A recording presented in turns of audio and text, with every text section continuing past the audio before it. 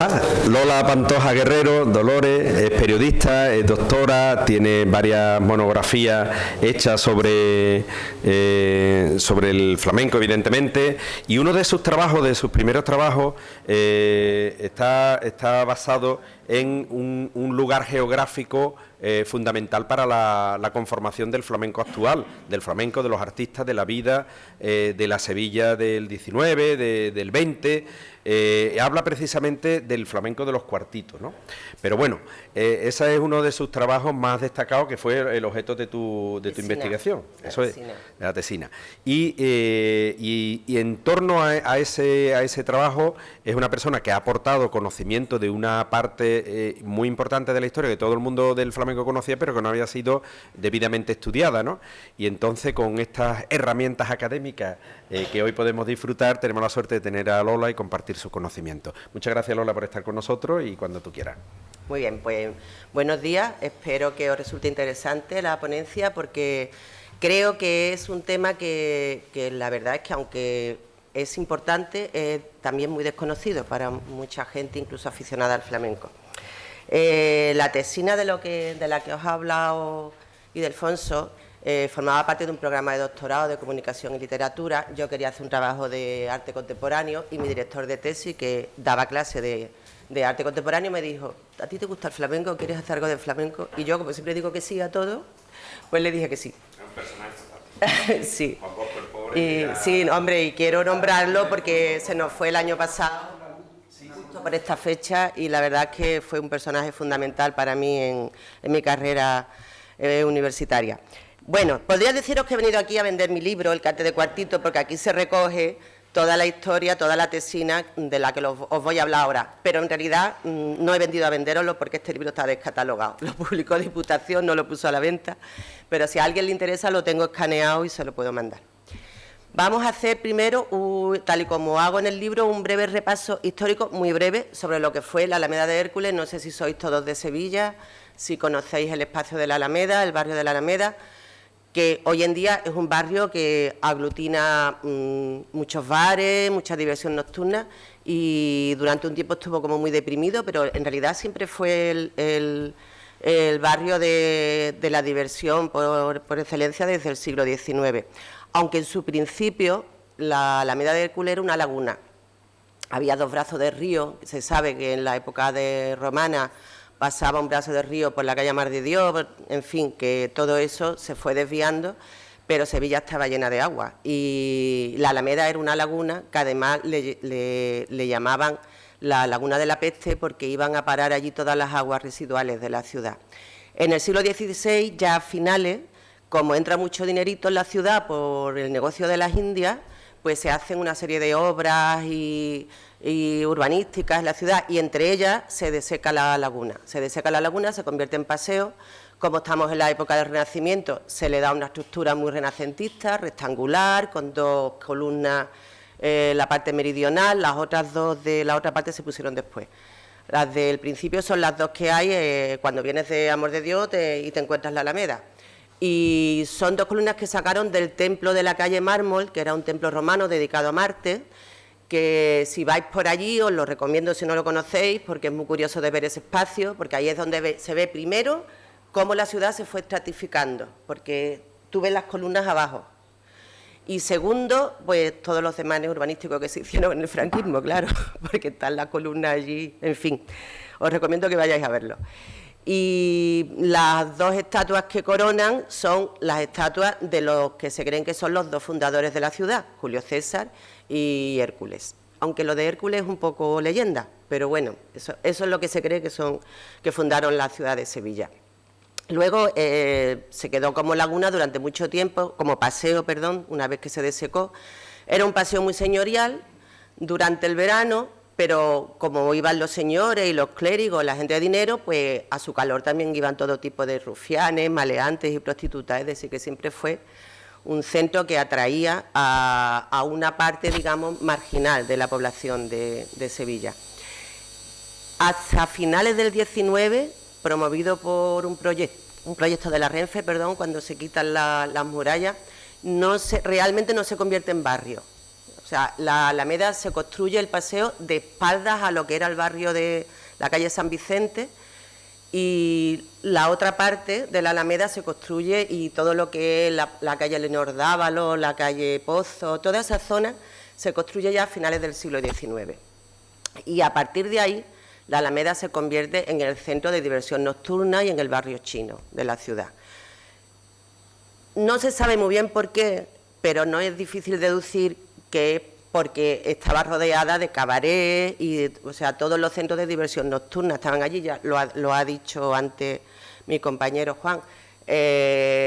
Los cabarets estaban, el más famoso, que era el Novedades, estaba en la Campana, en la calle Tarifa, después el Olimpia también en la calle Tarifa, luego en la misma Alameda, en la calle Leonor Dávalos, estaba el Zapico, que era un cabaret muy famoso.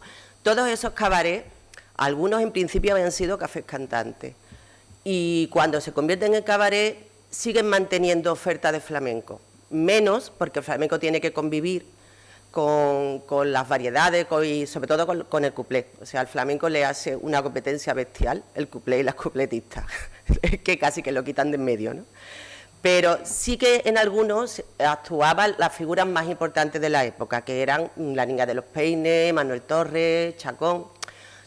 No, luego había otro montón de profesionales del flamenco que no llegaban a tener ese estatus de figura, de estrella del flamenco, y todos esos, cuando desaparecen los cafés cantantes, pues empiezan a buscarse la vida como pueden, y no se sabe muy bien cómo acaban llegando a las juergas de los señoritos, que los señoritos hacen en las tabernas de la Alameda, porque la Alameda era cuando ya se acababan la oferta del café cantante, pues que serían como, según me contaron, como a las 2 o las 3 de la mañana, los señoritos querían seguir de juerga y se iban a las tabernas de la Alameda. Y había unas cuantas que eran tabernas restaurantes que tenían pequeños reservados, que son los llamados cuartitos. Por eso yo le llamé al estudio el cante de cuartitos.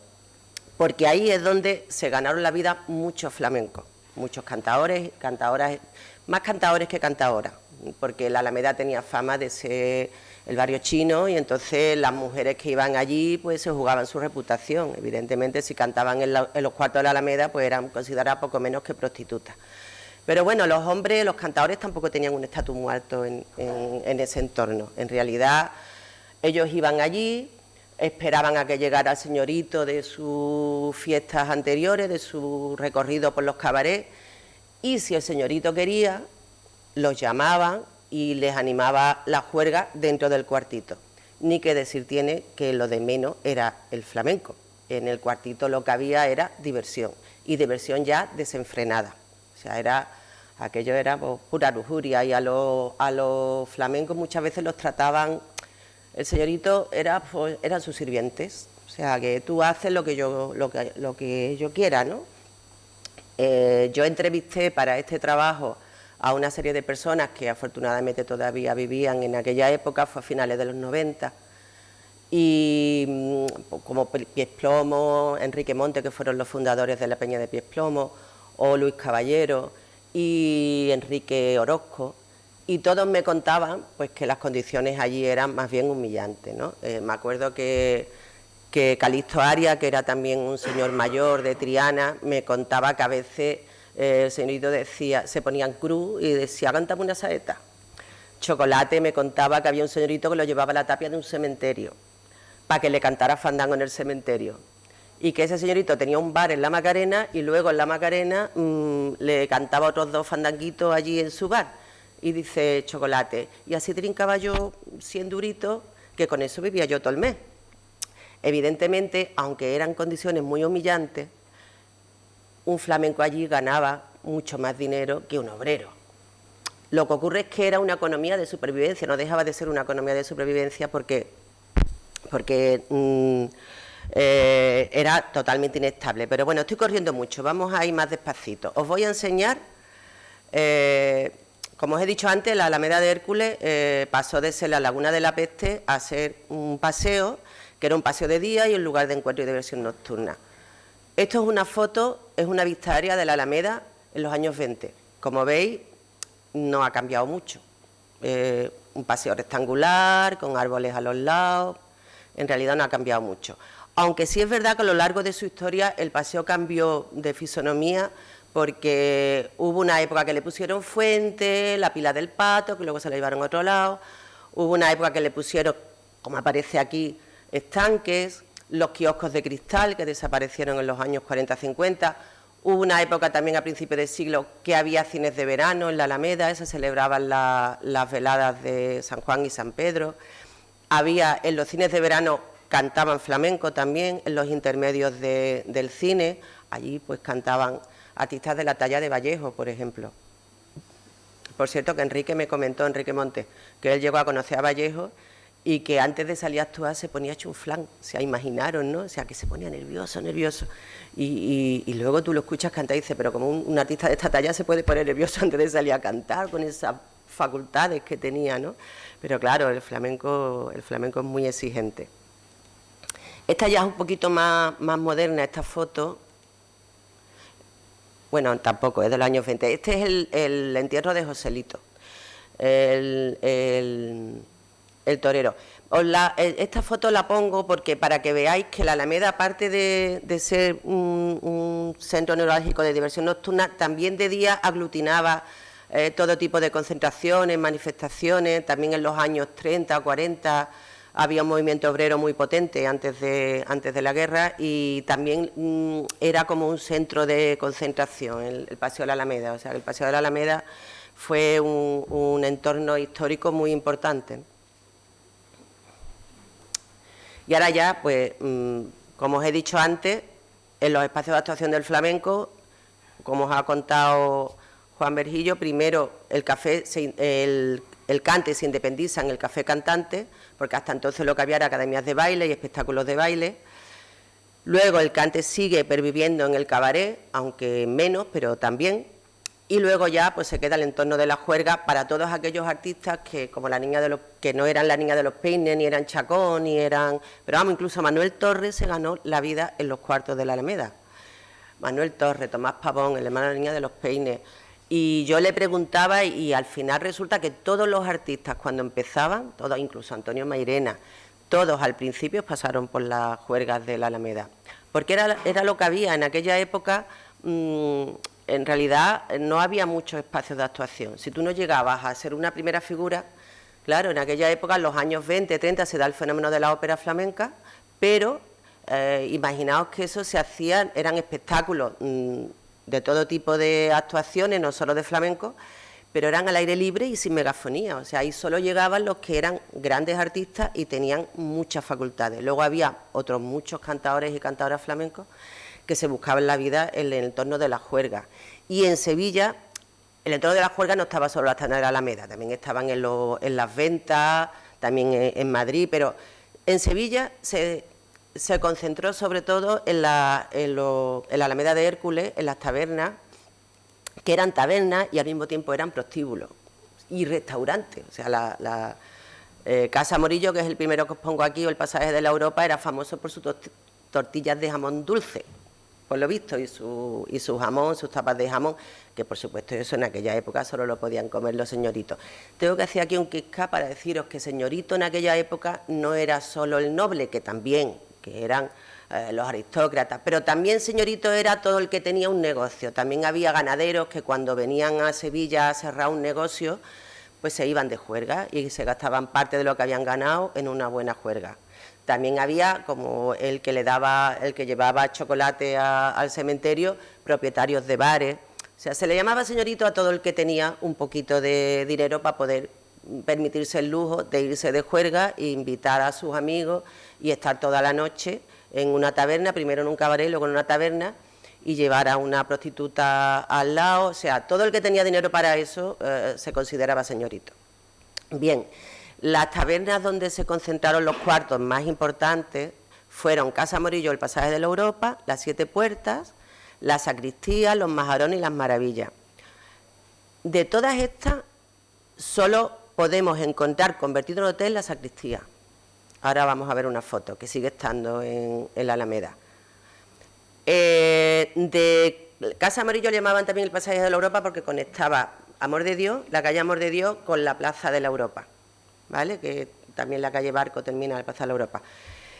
Y esa era la que tenía el cuarto más importante, que le llamaban el cuarto del Tronía. Era un cuarto que parecía como una especie de sala de junta, con una gran mesa rectangular, con sillas alrededor, y ahí es donde se daban las juergas de los señoritos más importantes, ¿no? Que eran aristócratas, sí, los que tenían aristócratas, toreros, y llamaban a los artistas más importantes, que tampoco iban a cualquier juerga. Allí ha cantado Tomás Pavón, allí cantó Manuel Torres, allí cantó La Niña de los Peines incluso. Se cuenta, no sé si es leyenda, pero a mí me lo contaron varias personas, que a veces los obreros cuando iban a trabajar, porque esas juergas duraban hasta por la mañana, ¿no? Y a veces los obreros cuando iban a trabajar se quedaban embobados debajo de la ventana escuchando porque estaba cantando Tomás Pavón. Y me decían, ¿y llegaban tarde a trabajar o no llegaban? O sea, en aquella época había mucha fábrica en Sevilla, cosa que ahora desgraciadamente no existe. Y también se cuenta que Manuel Torre paró a un desfile militar porque el capitán que iba con los soldados era aficionado al flamenco y escuchó a Manuel Torre cantar por aquella ventana y paró a todos los soldados y hasta que no terminó de cantar no siguió el desfile. Bueno, no sé si forma parte de la leyenda, pero lo que sí está claro es que si eso se destaca es porque estaba en la memoria colectiva de la gente mayor que en ese cuarto actuaban artistas flamencos muy importantes, ¿no? Os voy a poner... Yo busqué fotos de cuando hice la investigación y me fui al archivo municipal y vi muchas fotos, pero realmente no había ninguna. Claro, aquello era un entorno marginal, ningún señorito quería que lo retrataran allí, está claro. Y en aquella época tampoco nadie tenía cámaras de fotos o los móviles que tenemos ahora. Entonces, muchas fotos del lugar no hay. Pero encontré estas dos, que aquí se ve restaurante, se ve regular, pero bueno, aquí se ve, no sé si ahí se ve un poquito mejor arriba, ¿no? No se ve, bueno, creo que ahí pone Casa Morillo. Que era el dueño. Ese es el pasaje de la Europa. Se entraba por ahí. ¿Veis que pone restaurante? Esta es la riada, que por eso la encontré. Fue la última riada importante que hubo en Sevilla, en el año 47. Y la otra foto que tengo de la sacristía también es de la riada. ¿Veis esta parte de aquí? Bueno, pues este azulejo, esto es las 7 puertas, y le llamaban las 7 puertas porque tenía 7 puertas, hacía esquinas. Bueno, pues este azulejo todavía está. Ese azulejo está todavía. Esta foto la he hecho yo, no es muy buena, sobre todo que al pasarla aquí tiene un poquito de aberración cuando la he copiado aquí, pero bueno. Este lo encontráis en la Plaza de la Europa, es una foto actual. Aquí se ve ese azulejo y este es el edificio de las 7 puertas, que es el único que se mantiene, lo remodelaron. Y se mantiene el edificio, lo que pasa que, claro, ahora son pisos, no son... Y esta es la sacristía, que ahora es el hotel, ¿eh? Ahora es el Hotel Sacristía Santa Ana.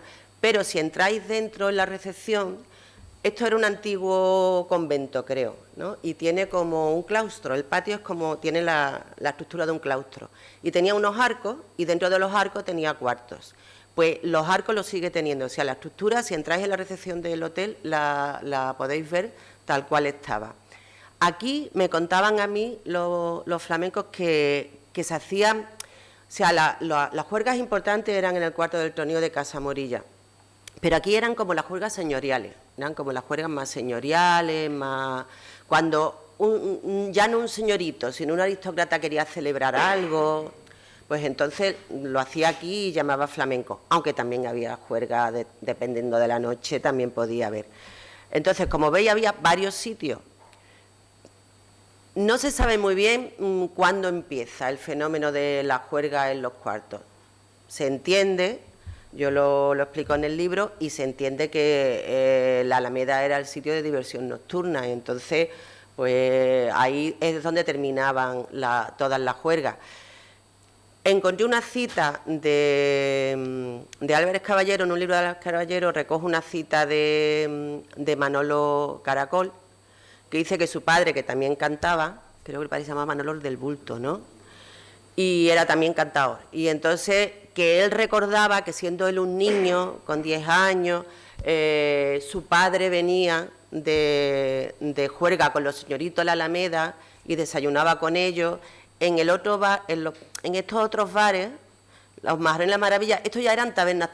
Ahí a lo mejor acababan desayunando, tomando unos churros, o en las Maravillas era el bar donde casi siempre se reunía Manuel Vallejo con sus acólitos y hacían sus tertulias, ¿no?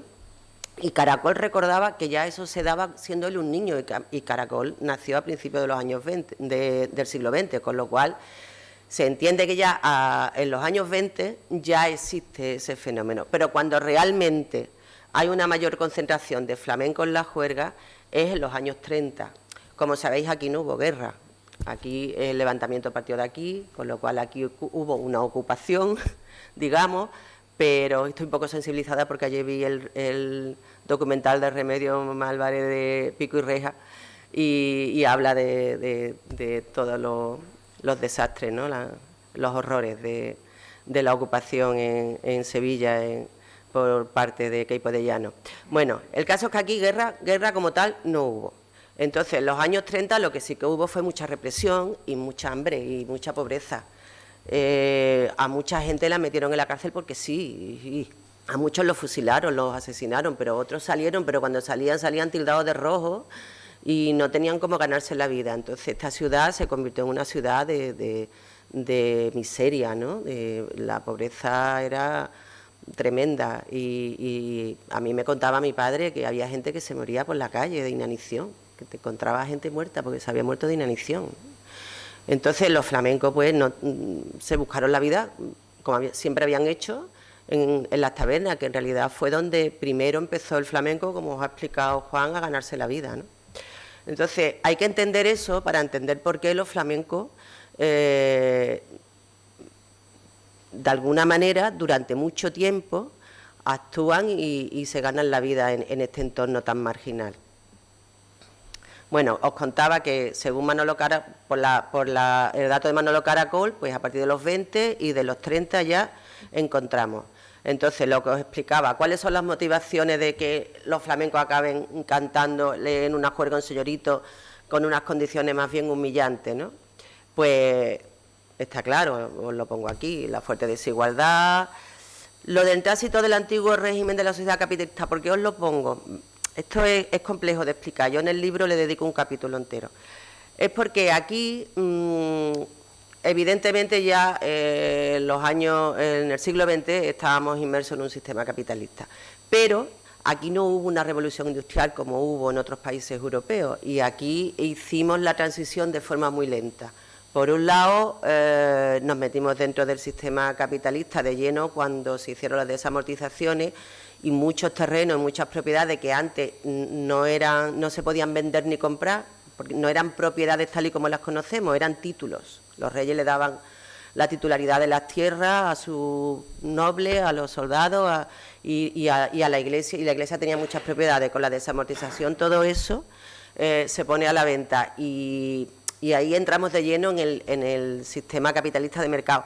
Pero en realidad aquí, al no haber una revolución industrial propiamente dicha, aunque hubo varios conatos, en realidad aquí seguíamos estando muy vinculados al sistema del antiguo régimen, donde había señores y siervos, y los señoritos de alguna manera eran eso, ¿no? Muchos señoritos provenían de una familia aristócrata o de un gran propietario ganadero o latifundista o un terrateniente, y entonces tenían un esquema cultural que conectaba más con el antiguo régimen que con el nuevo.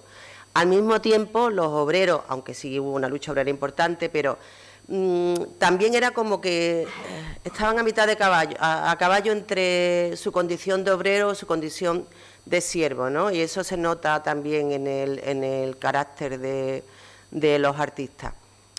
Poco a poco eso, pues, por supuesto, se va superando. Os digo que esto es algo muy complejo, yo simplemente lo dejo caer, en el libro lo trato con más profundidad, pero es para que veáis hasta qué punto, cuando llegamos a los años 30, hay una gran desigualdad social. Hay gente que tiene mucho dinero y el resto de la población, la mayoría, pues vive en la miseria. ¿Qué le daba a los flamencos el entorno de la juerga? Era un entorno evidentemente humillante y que tú nunca sabías si te iban a pagar o no. Ahí no había un contrato, ahí no había un caché previo contratado. Tú llegabas, esperabas a que llegara el señorito, ese señorito quería que entraras en el cuarto, entrabas, y tú te pasabas toda la noche allí sin ganar nada. Pero sí es verdad que, según me contaron, las juergas no eran los fines de semana, todas las noches había juerga. Todas las noches había juerga. En aquella época, cuando no por un lado o por otro, cuando no en una taberna en otra, siempre había una juerga flamenca. Con lo cual era fácil para un artista encontrar una juerga. Ellos hacían un recorrido, iban a casa a las 7 puertas, que no había nada, se iban al lado, que no, se iban a la sacristía, que no, también había otra por el Paseo Colón, y en aquella época había un tranvía que conectaba el Paseo Colón con la Alameda. Así que, aunque era un entorno bastante humillante, lo cierto es que propició una gran concentración de artistas. Venían muchos artistas de otros lugares. Venían al calor de los cabarets y acababan en los cuartos. Y aquello significó que esa concentración de artistas supuso también una escuela. De hecho, a la mayoría de los artistas que yo entrevisté me decían, la Alameda era la Universidad del Cante. Triana era la cuna. Es cierto que en Triana podemos registrar las primeras familias, como la de los Caganchos, las primeras familias de cantadores y cantadoras gitanos, pero en Triana cantaban por afición, tenían cuadrillas, hacían reuniones. Eso me contó Calixto Arias. Calixto Arias es un señor mayor que yo entrevisté gracias a Enrique Montes y a la gente que estaban en la Peña de Pies Plomo, que me recomendaron, mira, vete a ver a Calixto Arias, que es un señor muy mayor, que cantaba antes de la guerra y que conoce todo lo que fue el entorno de Triana y de la Alameda antes de la guerra, e incluso a los años 20. Yo lo entrevisté en el 90 y algo y ya tenía 90 y tantos años. Él en la guerra perdió un pulmón y dejó de cantar. Y estuvo 40 años sin cantar. Y después de 40 años empezó a hacer tertulia y a hablar de cante y tal, y le insistieron en que grabara, y le hicieron una grabación casera, y entonces dejó 2 o 3 cosas grabadas y empezó a cantar otra vez. Pero claro, no tenía las mismas facultades. Pero sí es verdad que iba mucha gente a su casa todos los sábados por la mañana a la tertulia, y yo fui uno de esos sábados y lo entrevisté.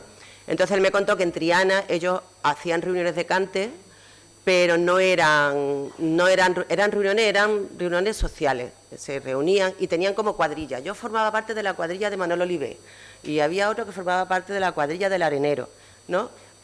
Y todos esos dejaron sentado una serie de cantes que hoy en día hacen los artistas, ¿no?, que han pervivido en las voces de los artistas más modernos, pero en realidad ellos nunca fueron profesionales del cante, excepto Cagancho, que se iba a la Alameda. Entonces Calixto fue varias veces a la Alameda con Cagancho a cantar en los cuartos, porque para ganar dinero con el cante había que ir a la Alameda.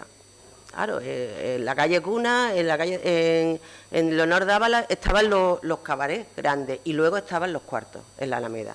Entonces todo aquel que quería ganar dinero, pues se iba a los cuartos.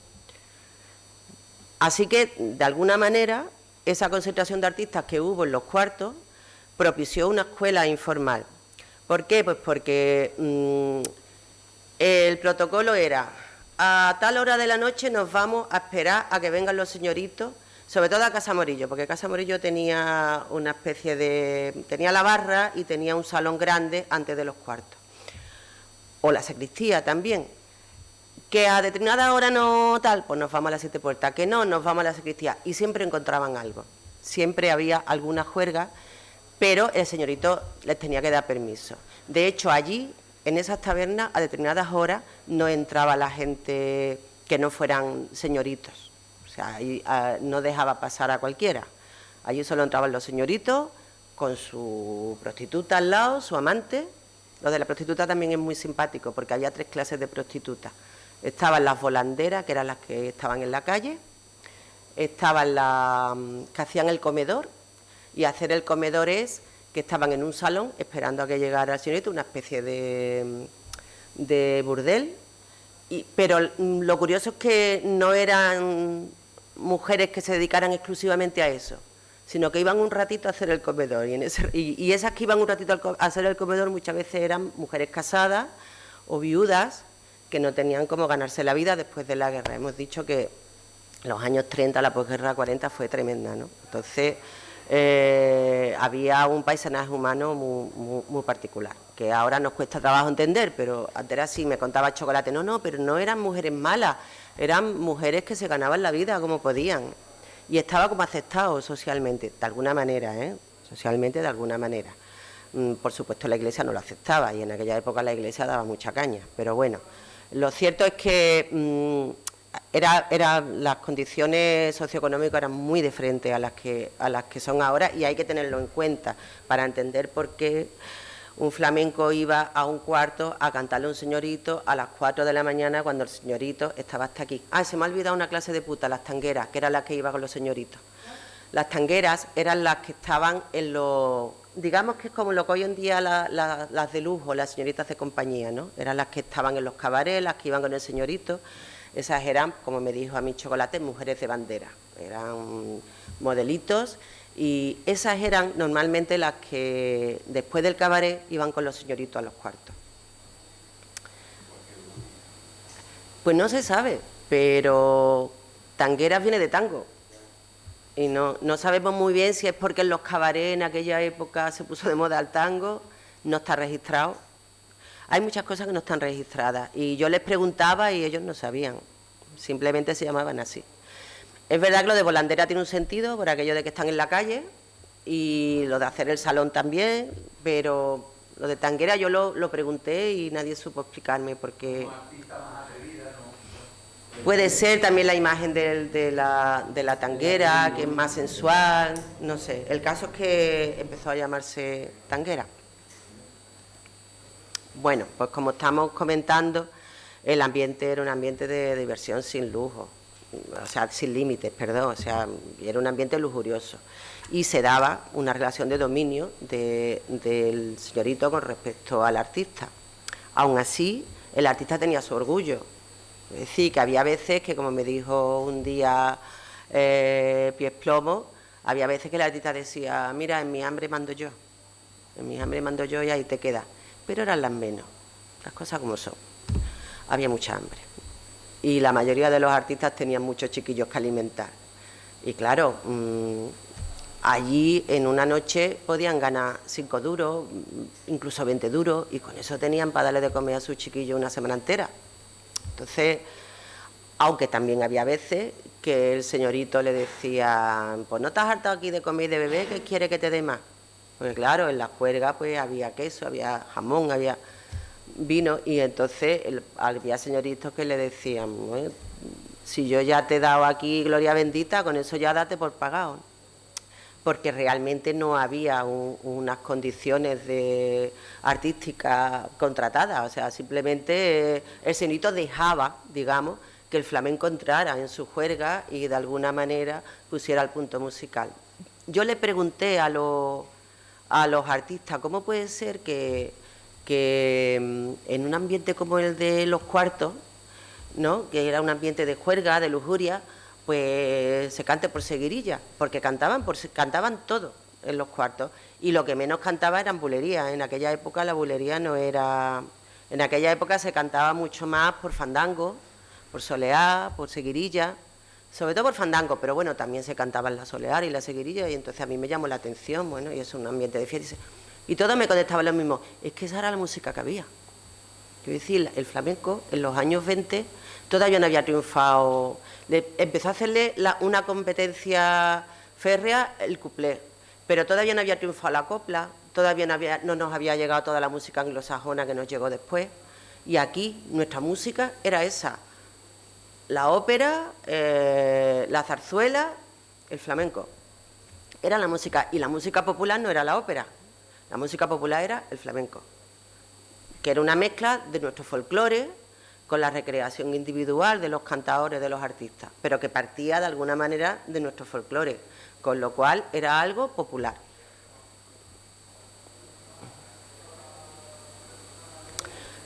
Como el funcionamiento, ya os lo he ido adelantando, eran juergas improvisadas, nunca se sabía si la juerga se iba a dar o no se iba a dar.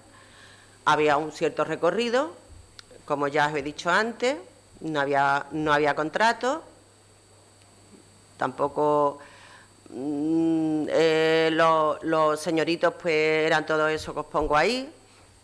Y yo había elegido para deciros algunos ejemplos. Estoy yendo muy deprisa porque como hemos empezado muy tarde y no quiero entretenerme mucho. Hemos empezado 1:30, ¿no? Más o menos. Es que no quiero... ¿A qué hora tenemos que terminar? Es que no, claro, es que no me quiero entretener mucho. Pues yo había elegido también para hacer algunas citas que yo recojo en el libro de los artistas, pero no quiero pararme mucho. De todas maneras, os voy a leer un fragmento del libro que primero os expresa muy bien lo que fue la Alameda.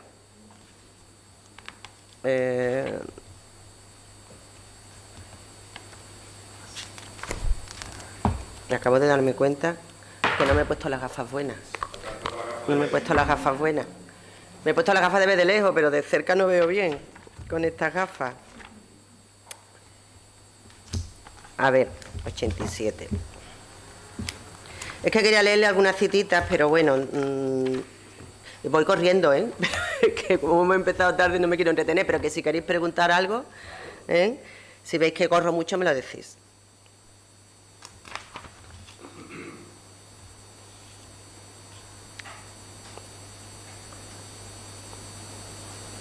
Mira, os voy a leer un párrafo que habla de lo que es la Alameda en sí, del ambiente de la Alameda, ¿vale? Para que entendáis por qué terminan allí los flamencos y las juergas.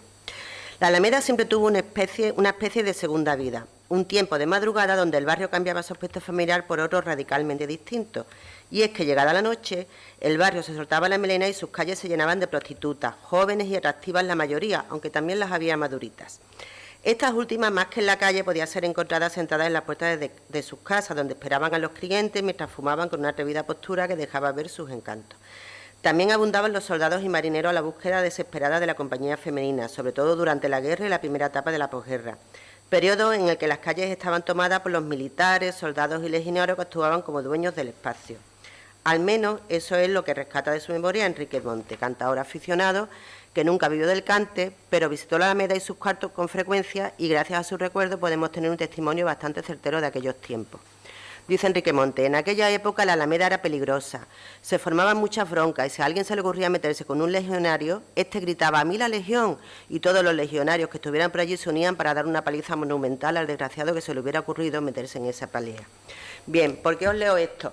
Porque está bien situar que al principio la Alameda, en los años 30, la Alameda, los cuartos pervivieron hasta los años 60. ¿Por qué? Porque durante mucho tiempo en Sevilla hubo una gran masa de militares durante toda la posguerra, los años 30, los años 40.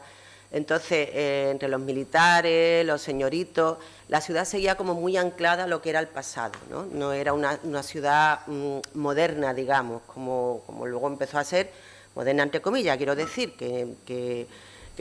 bueno, hubo una época que Sevilla tenía fábricas, que había una gran clase obrera, pero al principio no, en los años 20, 30 había una gran masa, y ahí es cuando se genera el fenómeno de los cuartos. Y eso dura hasta los años 60. ¿Por qué dura hasta los años 60? Porque en los años 60 decae la figura del señorito. En los años 60 es cuando realmente ya entran los gobiernos tecnócratas en el régimen franquista, y hay como ya un movimiento, el Spain is different, ¿no? Y surge el tablao, que aunque hay tablas por toda España, mayormente se concentran en Madrid y la mayoría de los flamencos se van a los tablaos. Entonces, ese punto de concentración artística y esa escuela improvisada que fue la Alameda de Hércules en su momento, se traslada a Madrid, a la época de los tablaos. Y ya los cuartos de la Alameda decaen. De hecho, decaen las tabernas abiertas toda la noche, decae la Alameda. No sé si alguno de vosotros la habéis conocido ya en los años 70, hasta que empieza otra vez a llenarse de bares a partir de los años 90. La Alameda tuvo ahí un periodo de 20 años que era como... era un barrio totalmente deprimido, o sea, lo que era el paseo, tú allí no te atrevías a pasear de noche, ¿no? Sobre todo siendo mujer. Aquello solo había casas de prostitutas, ¿no? Solo había burdeles y casas de prostitutas.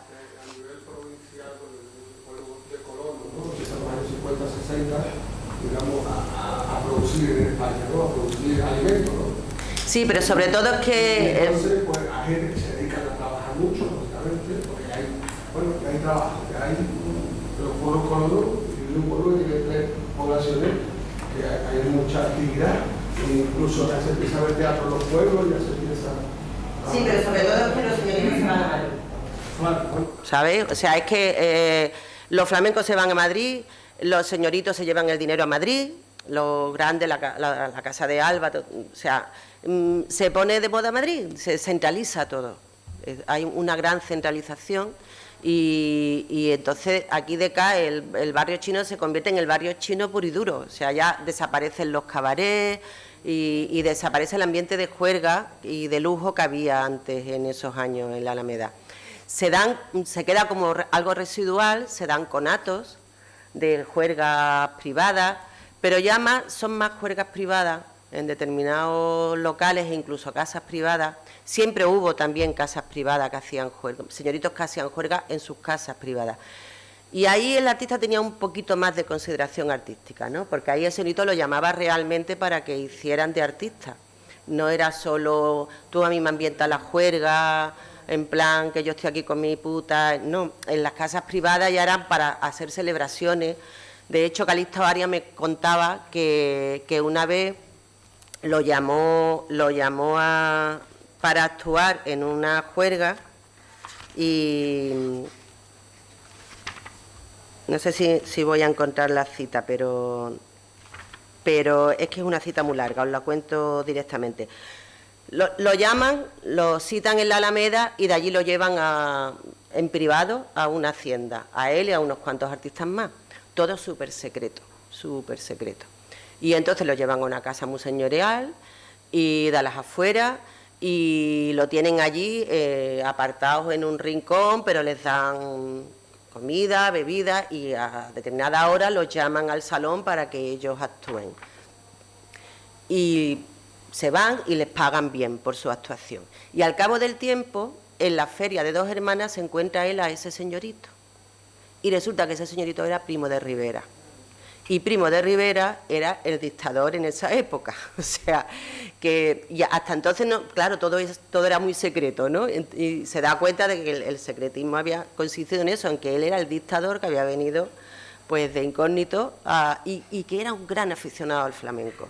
Y dice, y ese señor me trató muy bien, nos trató muy bien, me dice, nos dio gloria bendita, nos estuvo esperando, pero luego actuamos el tiempo estipulado y nos fuimos, nos trajeron en coche, nos llevaron el coche, y yo me quedé sin saber quién era, hasta que un día me lo encuentro en la Feria de Dos Hermanas y me dicen si ese es Primo de Rivera, ¿no? O sea que en aquella época había una relación de humillación o de dominación del señorito con respecto al cantaor o cantaora, pero al mismo tiempo también había un cierto reconocimiento por parte de algunos, ¿no? No todo era, claro, ese también era, la vida no es blanco-negro, ¿no? Ese era el gris de la Alameda. Me decía, a algunos señoritos les gustaba el cante. Había un señorito, se llama Pepe no sé qué, que cantaba mejor que los cantaores.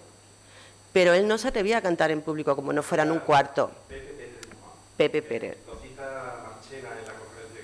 Sí, a mí Luis Caballero me habló de él, que él lo conoció. Sí.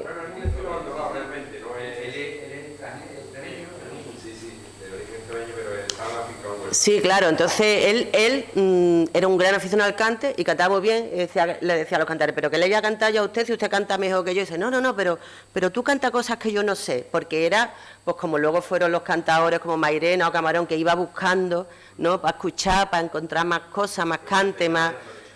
Claro, iba nutriéndose, pero él solo se atrevía a cantar en un cuarto de madrugada y rodeado de putas y de señoritos, porque jamás en su entorno social normal dijo o se atrevió a cantar porque estaba mal visto. Entonces era como algo ahí muy contradictorio, ¿no?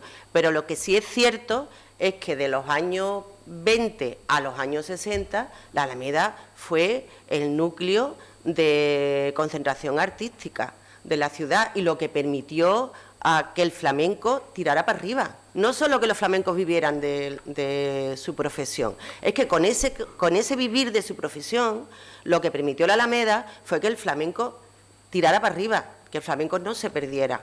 Y no solo que no se perdiera, sino que la concentración artística, y esos son los aspectos positivos con los que vamos a terminar, que la concentración artística que permitió el núcleo de las tabernas de la Alameda y de los prostíbulos, hizo que hubiera una competencia creativa.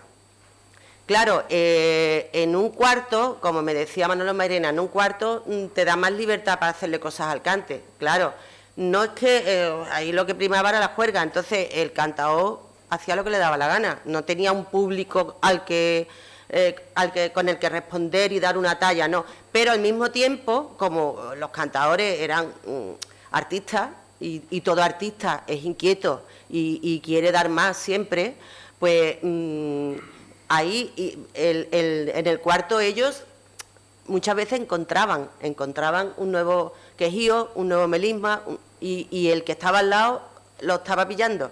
Y luego que muchas veces en ese tiempo de espera, en el que estaban esperando que llegara el señorito de la juerga, ellos estaban allí con sus guitarritas. Entonces, realmente la Alameda fue una plataforma de lanzamiento para todos los artistas que estaban empezando, y porque de la Alameda luego surgían también las famosas tournées, las famosas trupe le llamaban, o tourné, ¿no? Creo que eran trupe, ¿no? Que en Las Maravillas, que era el bar, Las Maravillas ha desaparecido, pero el bar sigue estando, está cuando entras por Amor de Dios, justo enfrente de las columnas, ¿no? Y ahí se sentaba a hacer sus tertulias Vallejo y tal, y ahí se concentraban, y de ahí partían para hacer las giras, famosas giras que hacían por los pueblos, figuras como Juanito Valderrama o Vallejo o Pepe Marchena. Hubo una época en que se hacían muchas tournées en verano por los pueblos y actuaban en cines de verano, en una época en la que no había los adelantos de megafonía que hay ahora, ¿no? Que cantaban a pelo en una plaza de toros en un cine de verano. Imaginaros las voces que tenían que tener, ¿no? Y el silencio del público respetuoso también. Pero gustaba mucho, a mí eso me lo contó mi padre, ¿no? Que él era del Viso del Alcor y era muy aficionado al flamenco, porque su pueblo, aunque la fama la tiene Mairena, por Antonio Mairena, pero toda esa zona es una zona de mucha afición al cante, más al cante que al baile. Además de todo esto hacía mucho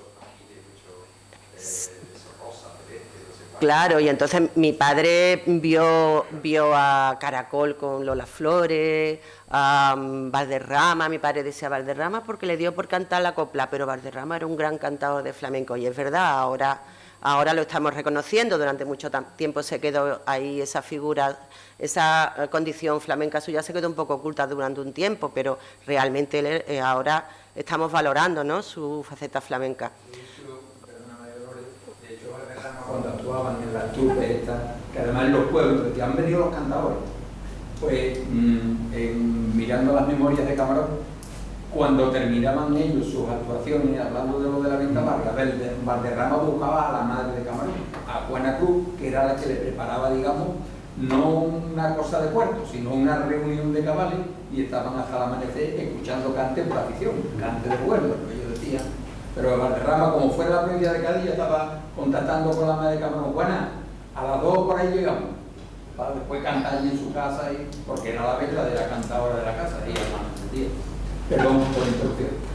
No, para nada. Si queréis participar en algo más, vale. Yo lo que sí quería dejar claro es que, a pesar del entorno marginal que supuso el entorno de los cantes y de la juerga de los señoritos, la Alameda, todos, o sea, los artistas a los que yo entrevisté, todos coincidían en que el entorno era marginal y en que el entorno muchas veces las condiciones eran humillantes, pero también al mismo tiempo todos decían que aquello era la universidad, porque hubo una gran concentración artística, porque hubo un fenómeno de competencia creativa entre ellos y porque fue una plataforma de lanzamiento.